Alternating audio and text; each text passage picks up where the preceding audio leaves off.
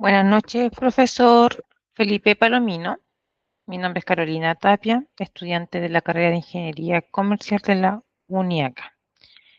Y hoy le presentaré el objetivo, la evolución económica de Chile durante los últimos 20 años, contrastando nuestra realidad empírica con las condiciones de un modelo de economía ficticia.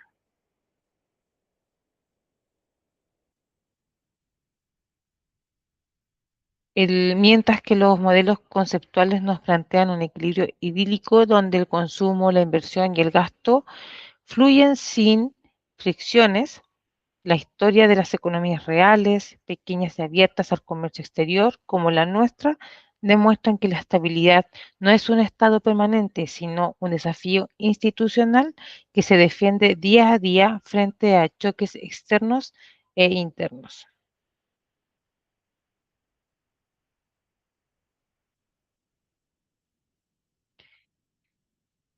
Capítulo 1. Componentes de la demanda agregada. Al desagregar la demanda agregada a través de sus componentes básicos, observamos que en las últimas 2 décadas Chile pasó por 3 ciclos muy definidos. El primer intervalo, vemos ahí en el gráfico, entre 2006 y 2013, fue un periodo de gran dinamismo sano. El consumo de los hogares se expandió fuertemente gracias al empleo y al acceso al crédito formal, mientras que la inversión minera anotaba cifras récords impulsada por el superciclo de las materias primas. Sin embargo, vemos ahí que en el periodo 2014 al 2019 marcó un claro estancamiento. Al caer el precio del cobre, la inversión se congeló y las familias adoptaron una conducta mucho más cauta ante un mercado laboral débil. El quiebre más severo vino en el ciclo 2020 al 2026, tras el desplome inicial por la pandemia en el 2020. En el año 2021 registró un choque de liquidez masivo provocado por los retiros de fondos previsionales y las transferencias fiscales masivas como el IFE. Esto generó un boom artificial del consumo que desalineó la economía y forzó el duro proceso de ajuste que vivimos en los años posteriores. Vemos acá entonces en este cuadro un resumen con los ciclos económicos y los componentes de la demanda agregada: consumo, inversión, gasto público. Ahí están los periodos 2006 al 2013 que ya mencioné. Cada hito, intervalo 2014-2019, también vemos ahí cómo fue la actividad en el consumo, inversión y gasto público y en el periodo 2020 al 2026.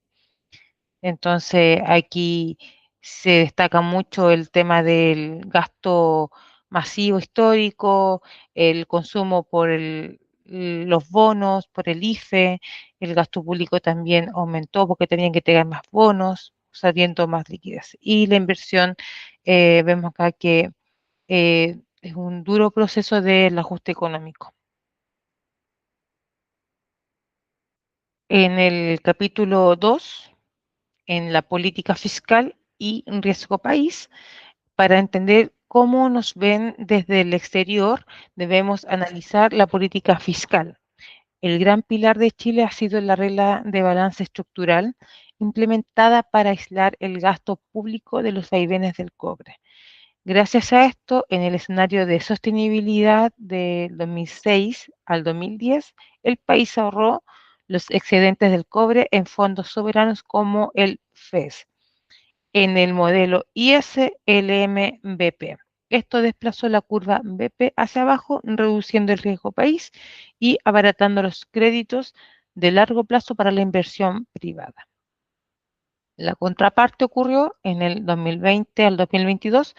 Para sostener las ayudas de emergencia, el Estado agotó gran parte de los ahorros y recurrió a un endeudamiento rápido que llevó la deuda bruta sobre el 35% del PIB. Esto provocó un desplazamiento de la curva IS a la derecha y gatilló rebajas en la clasificación crediticia de Chile. Al subir la prima por riesgo, la curva BP se desplazó hacia arriba, obligándonos a convivir con tasas de interés más altas y forzando los planes de consolidación fiscal para recuperar el efectivo internacional.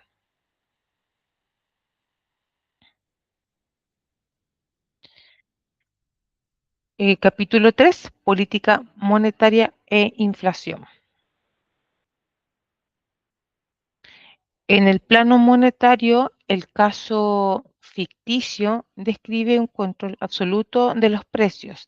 En el Chile real, la autonomía del Banco Central desde 1989 ha evitado la dominancia fiscal, pero aún así enfrentamos un brote inflacionario histórico.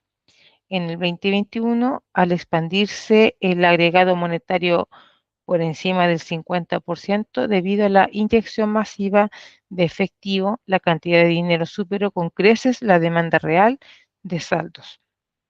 Como habían demasiados billetes persiguiendo pocos productos, había mucho efectivo en las calles, mucho dinero, mucho líquido, la inflación escaló verticalmente hasta un techo del 14,1% en el 2022. Para frenar este descalce, el Banco Central activó sus canales de transmisión elevando la tasa de la política monetaria de forma drástica, hasta el 11,25%. Al encarecer el crédito y enfriar la demanda interna, logró reanclar la expectativa de mercado a la meta del 3%, permitiendo que hacia el periodo 2025-2026 la inflación convergiera y las tasas comenzaran a normalizarse.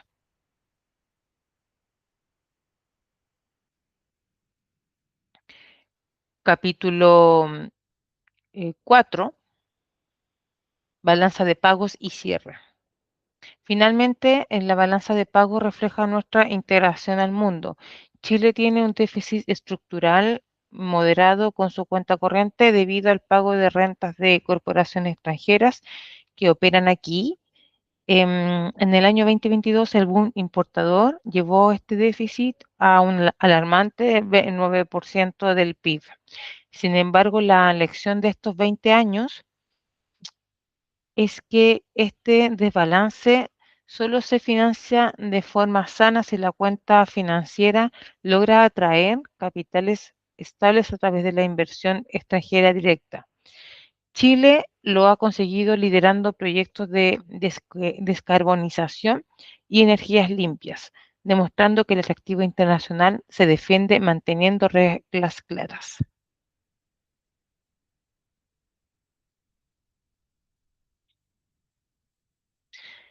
El análisis comparativo de estos últimos 20 años en Chile demuestra que los equilibrios perfectos de los modelos teóricos no existen ante crisis de la vida real. La estabilidad de una economía abierta depende directamente de la calidad de sus instituciones y del respeto a las reglas del juego de largo plazo. A partir de la experiencia acumulada, se desprenden tres pilares estratégicos para el desarrollo del país, que yo considero y encontré que es la institucionalidad como amortiguador real. ¿Qué significa esto? Las últimas 2 décadas enseñan que el orden macroeconómico no es un concepto estático en los libros de texto. La disciplina fiscal a través de reglas de ahorro y la autonomía de la política monetaria son los verdaderos y únicos amortiguadores efectivos frente a las crisis globales y domésticas. Como punto 2, el peligro de los descalces por liquidez. Esto significa los auges de consumo artificiales, como lo vivido en el año 2021-2022, por las inyecciones masivas del efectivo, demuestran que forzar la demanda sin un aumento real en la productividad se paga caro. El descontrol de precios resultante y el histórico déficit en la cuenta corriente evidencian que los atajos monetarios desestabilizan el bienestar de los hogares en el mediano plazo. Y como punto 3 y último, la atracción de capitales y certeza jurídica. Esto es en el estatus de Chile como un destino atractivo y seguro para la inversión extranjera directa no está garantizado de forma permanente. Para financiar la balanza de pagos de manera sostenible y responder a las demandas sociales, es obligatorio evitar la dominancia fiscal, estabilizar la trayectoria de la deuda pública y asegurar un marco normativo predecible que dé confianza de largo plazo al mundo. Con esto concluyo mi presentación. Muchas gracias por su atención y quedo atenta a sus comentarios.